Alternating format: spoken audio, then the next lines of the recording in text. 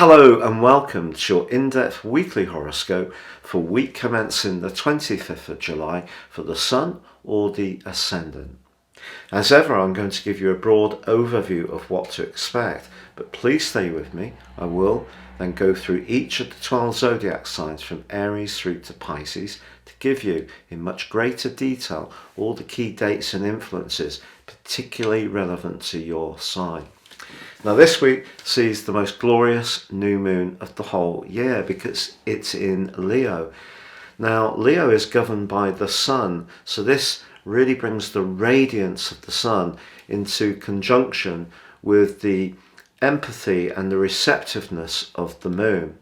Now in terms of the moon, Cancer is the most influential new moon of the year, but the Sun really here is asking us to embrace our talents, our flair, our joys, our self-expression, and it also forges near to a perfect 120-degree angle with Jupiter, the planet of growth, in the other fire sign of Aries.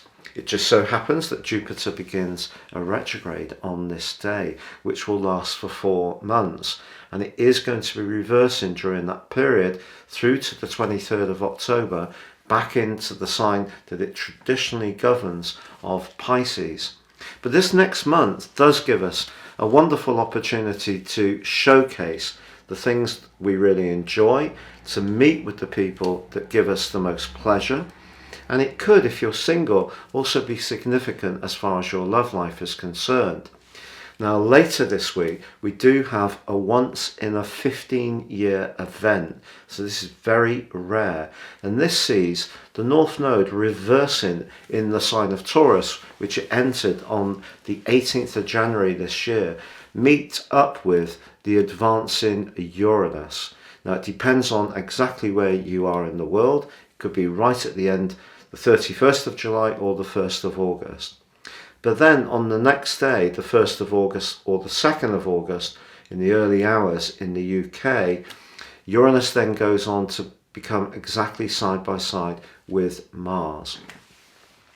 Now the last time the three were together was in 2007 in the sign of Pisces, and we had the subprime crisis.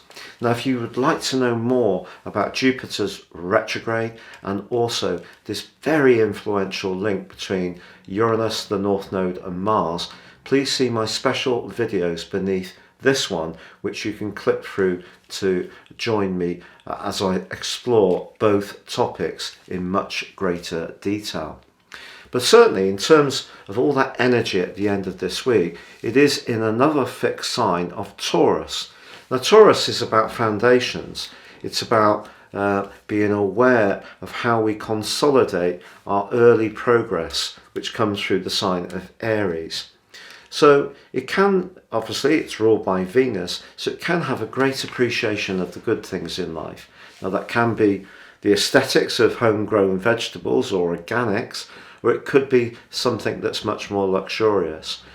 But with Uranus in the mix, Uranus is the planet of truth, but it's also the planet of change, and Taurus is a sign which is most reluctant to really embrace change. It really appreciates continuity. Now in a technical sense, Uranus is in its full in this sign, but also Mars is in its detriment in Taurus. So this is not necessarily a time where we should be too rash with our resources, but with the North Node meeting these two planets, the North Node is almost like the collective outcome of all our behaviour over the last 15 years. And it could be said that's very much to do with consumerism or our connection in a more intimate way with others. And of course Uranus can break free of restrictions as much as highlight to us new innovative approaches. So I think in general, particularly with Venus forging a really lovely link to the trio of influences in Taurus, we're really being asked to be much more mindful of how we use all our core resources. So that could be down to how much water we use. It could be down to if you're in the southern hemisphere, how we manage your heating at this present time. It could be about how we approach food. Are there ways that we can actually recreate our approach to the making and enjoyment of food? So all these things are going to be big topics, but I think it's also possible we are going to see continuing headwinds in terms of interest rates, devaluation of certain stocks. Obviously, digital currencies have really slid in recent weeks, and I think there is going to be the potential for instability. So this glorious new moon in Leo is reminding us that if we can find ways to have fun and be with the people that really count, and that doesn't necessarily have to be through spending money, it can be by being quite ingenious or just having the pleasure of hanging out, enjoying music, telling jokes, visiting places that are fun or stimulating, or being more imaginative in our approach to using our spare time. So an interesting week for sure, but certainly a very powerful one. Now, if you would like to access more serious astrology, if you give me 3 pieces of personal birth data in terms of time, date and place of birth, I can give you a roadmap that can guide you for the rest of your days. And also within my special 30% off package, you can get a 12-month personal forecast. These charts are totally individual to the person they're produced for and can give searing insights, help us to understand some of the negative patterns that have gone on in our lives and grow beyond them, but also seize opportunities by having a better understanding of ourselves.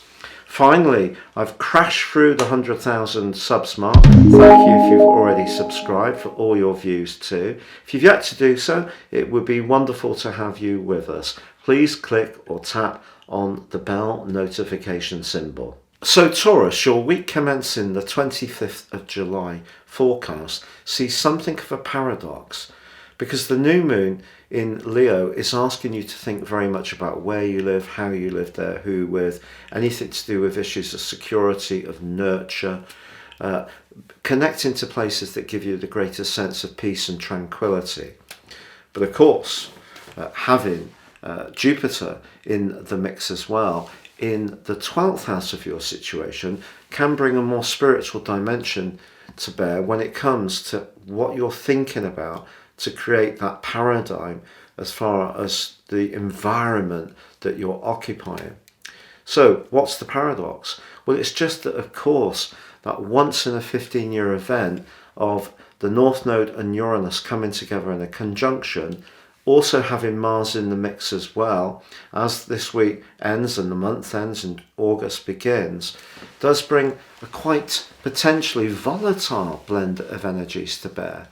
So as much as the new moon and Jupiter are asking you to be thoughtful, aware of security and sensitive, the collection of energy in your sign is asking or encouraging you to be really decisive, perhaps much more impulsive than you've ever been in your whole life. And because the North Node can be very much to do with instinct, if you are someone who's tended to follow the expectation that others have had for you, or you're someone who's really appreciated the benefits of continuity and security, which many Taurus people do have, then the influences that are emerging in your sign are pushing you to be more daring than ever before. And that can be intoxicating just at a time when the new moon's thinking all about security. So that's the dichotomy.